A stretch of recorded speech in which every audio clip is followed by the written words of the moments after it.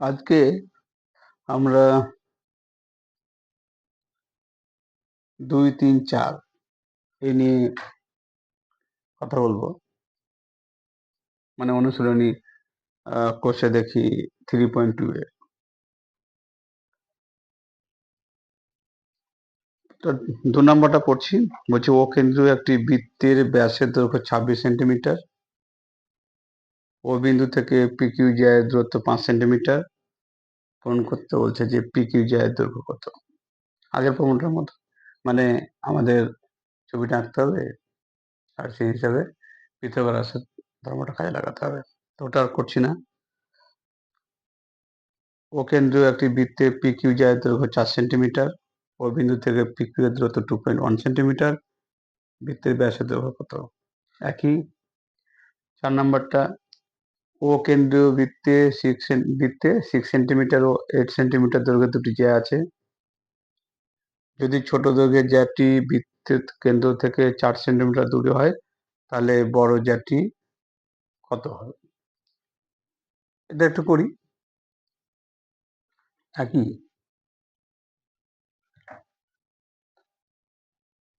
প্রথমে একটা বৃত্ত এঁকে নিলাম। প্রশ্নে বলছে এটা ও কেন্দ্রীয় বৃত্ত।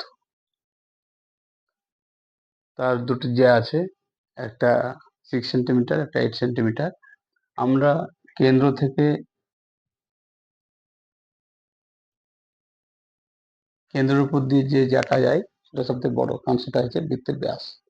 তাহলে 6 সেন্টিমিটার ধরে নিলাম, এটা 6 সেন্টিমিটার, নাম দিলাম এবি জ্যা। আর একটা জ্যা বলছে 8 সেন্টিমিটার, ওটা আরো কেন্দ্রের কাছে হবে। আমি ধরে নিলাম এইভাবে, এটার নাম দিলাম সিডি জ্যা। জ্যা মানে বৃত্তের পরিধির উপর দুটো বিন্দুর যোগফল। এখানে এবি জ্যা এর দৈর্ঘ্য কত? 6 সেন্টিমিটার। সিডি জ্যা এর দৈর্ঘ্য 8 সেন্টিমিটার। মানে সিডি এটা দেন এবি। ঠিক আছে, হলো। এবার বলছে যে এবি জ্যাটা মানে ছোট যে জ্যাটা সেটা কেন্দ্র থেকে 4 সেন্টিমিটার দূরে। দূরে মানে লম্ব দূরত্ব।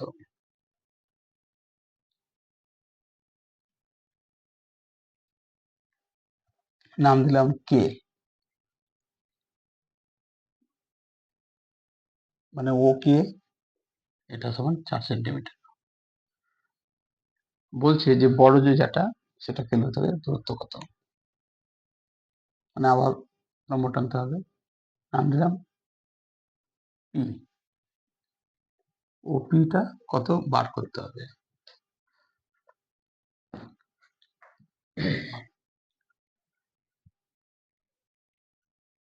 তো দেখো ছবি আমি এভাবে আঁকলাম।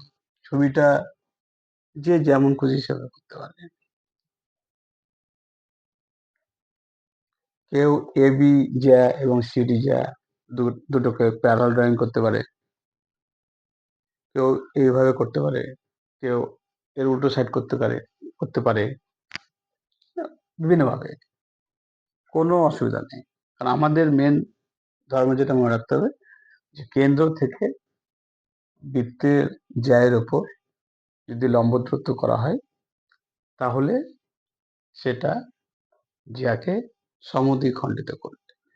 বাস, শুধু এইটুকুই মনে রাখতে হবে, লম্ব সমদ্বিখণ্ডক। তাহলে আমাকে এখানে যেটা বার করতে হবে, ওকে দৈর্ঘ্য বলে দেওয়া হয়েছে, এবি দৈর্ঘ্য বলে দেওয়া আছে, সিডি দৈর্ঘ্য বলে দেওয়া আছে, ওপি বার করতে হবে।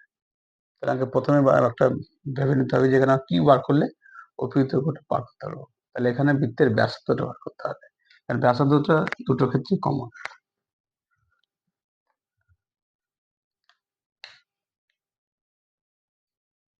এটা যে ব্যাসার্ধ,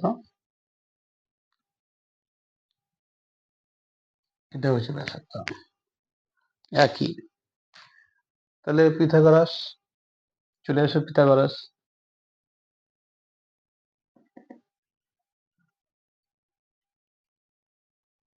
তাহলে ও কে বি ত্রিভুজটাকে কনসিডার করবো আমরা।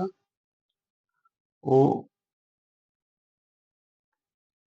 B square equal to O K square plus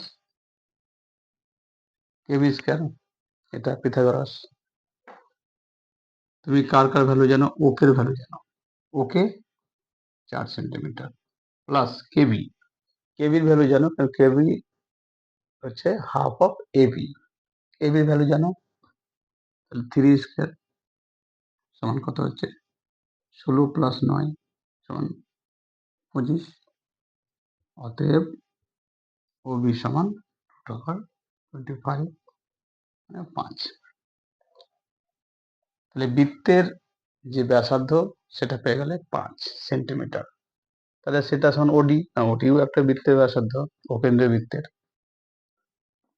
তাহলে আমরা ত্রিভুজ ও পি ডি একেও আমরা পিথাগোরাসের ফর্মুলায় ফেলবো। তাহলে কি হবে? ওডি স্কোয়ার সমান Obi square plus PD square. তোমাকে বার করতে হবে ওপি, ওপি স্কোয়ার সমান ওডি স্কোয়ার মাইনাস পিডি স্কোয়ার। ওডি মানে কত? বৃত্তের ব্যাসার্ধ 5 স্কোয়ার। পিডি কত? হাফ অফ সিডি, সিডি বলে দেওয়া আছে 8 মানে 4 স্কোয়ার, 25 মাইনাস 16 9, তো ওপি সমান √9 3 সেন্টিমিটার। আর এটাই তোমার উত্তর। কারণ এটাই তো বলেছে যে বড় যা কেন্দ্র থেকে কত দূরে অবস্থিত, বা লম্ব দূরত্ব কত 3 সেন্টিমিটার। তো এটাই হলো এই যে কোশ্চেন নাম্বার 4 তার প্রমাণ।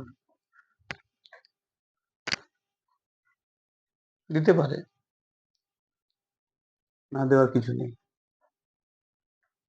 পরীক্ষায়, ঠিক আছে।